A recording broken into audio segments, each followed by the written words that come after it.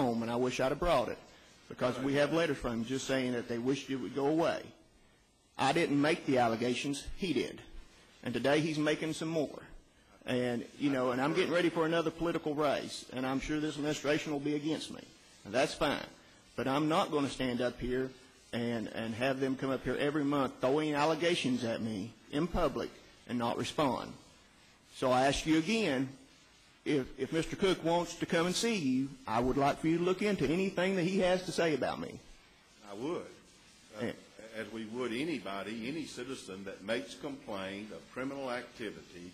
Of course, we don't investigate, but we would refer it to the proper authorities for an investigation, and then the results of their investigation we would examine and determine whether or not charges were warranted. Now, that's the way that it worked. In regard to Commissioner Lambert's on the HIPAA thing, I would remind the Commission that HIPAA is a federal regulation, and those matters would be more readily addressed by the United States Attorney's Office. And again, I apologize for you having to come down here, but I didn't have my records. I just wanted to set the record clear on the first attempt of this administration to ruin my character. They are the ones who decided not to say anything else. I have heard no further complaint from any citizen in regard to the matter that we're discussing now. Thank you, General, for coming down. You're welcome. I'm glad to do it. Anyone else, Mr. Chairman? Oh, just a moment, please. Commissioner Smith. Yeah, I just want to try to get his focus back. And, you know, here's the question I've got. This, I guess, for John and the Attorney General.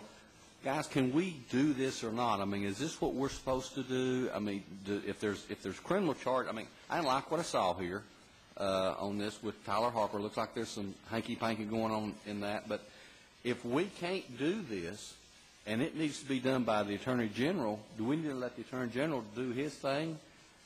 I mean, I don't care to do it, but it's looking like it's not our job to do it. I don't care to go forward with it, but if this is this man's job, and he has to get with Chad Tyndall and see if Chad wants to pursue it, but I'm trying to see, it seems like we're trying to hold trial out here today. Everybody's getting emotional about it. It's something that may not even come before us. John, is this something that we even do? All right. Civilly, this body may, pursuant to our charter, conduct a 2.02H investigation, investigating any allegation of violations of this charter, ordinances or emergency ordinances of the Commission of Knox County. All right? You can do that. Another way that you can invoke a 202H investigation is to gather information necessary or desirable for the purpose of considering proposed Commission legislation. There's two ways that this body can engage in a 202H, and those are the two. What this body does through an investigation of any possible violations of the Knox County Charter or in pursuit of policies that it wishes to put in place, that's your business. What General Nichols does is conduct basically the prosecutorial affairs of Knox County for this district, and any allegations that anyone wishes to make that may have criminal implications, they need to be made to Mr. Nichols in his office. That doesn't mean that this commission can't ask questions about it. There may be some privileges that will be invoked from the witnesses, but you know, we'll cover that whenever the time comes. But Randy, you've said you've done your research on this Harper, and you don't see, you think it's a moot point. We can't subpoena this guy to get this guy here. It seems like we're spending, unless I'm missing the point here, we're spending time on stuff that we're not going to be able to do anything with.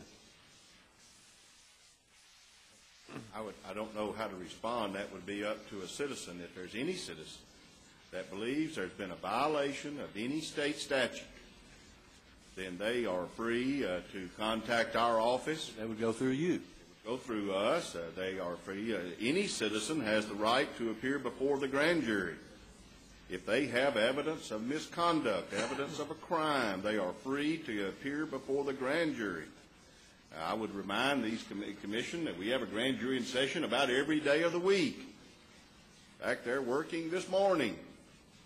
So if there's something, you don't even have to go through me. You can go directly to the only body that can bring charges, and that is the Knox County Grand Jury. So it's available to someone if they wish to do it. We were satisfied, obviously, with what we reported out on the initial investigation of Harber. I stand by my word on that, for whatever it's worth to anyone else. We believe there was a legitimate charge that could have been levied. The victim chose not to do it. I don't know what else to say. I would remind you there are certain things called statute of limitations on certain crimes in this state. And so if you want it to be prosecuted, it would have to fall within the statute of limitations on those particular crimes. Seems like, Mr. Chairman, we spent 3 hours on this, and we just seem to be driving more wedges between, different groups and stuff. And, if this needs to be our job, fine, we'll do it. If we don't have anything we can do with it, why are we even messing with it? I'm not an attorney. I don't know, but, I hear one thing and something else. But, we've not even got to our agenda yet. We've already heard half the trial. So, General Nichols.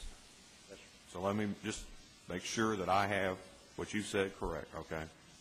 You have looked at everything that the sheriff's office has presented us today and everything else that they would have had about this investigation. You or your office has seen that information and have made your determination. Is that correct? I do not know what you were presented today. I've not observed what's happened earlier today before I got a call to come and visit with you. I do know that there was an extensive investigation done by the sheriff's office in regard to one Tyler Harber. I thought it was a very complete investigation involving a number of different areas relating to his alleged conduct. I looked at all of that, looked at it thoroughly. I believe there was a PowerPoint presented. There's a number of items. I thought a very detailed investigation. As a result of that investigation, we did not take any action in bringing criminal charges. And I stand by that. I believe that was the correct decision that I made at the time, and unless there's evidence I'm unaware of since then, that would be my opinion again today. Okay. Now, it was also brought out today that there's possible violations by other individuals that may have tried to maybe cover up or lied about what they knew about Tyler Harber. And that was brought out today. Have you had a chance to, was that ever presented to you? Again, I apologize. I can't recall the entirety of the investigation, but I know that there were certain allegations made that people had not spoken truthfully to the police authorities. That would be the general idea of those what was things. presented. And yes, that was encompassed in the when we reviewed it initially. And it's still your opinion to not go forward with any prosecute anybody about these matters? Unless there's something we're unaware of. Unless there's something different. Yes, sir. And you would be open to hear what the Sheriff's Department has to say? We talk with each other every day. Okay. Mr. Harmon. Mr. Chairman, thank you. We certainly spent a lot of time on this matter, and I hope it's been cathartic. I suggest, I think we're over with it. I hope we're done. And can I suggest in the form of a motion that all the resolutions and ordinances on our agenda be forwarded to the full committee meeting without recommendation? So you wish to... Wait a minute. We still have on the floor whether to vote for the investigation. I'm sorry. I didn't mean to interrupt your motion, Commissioner Lambert.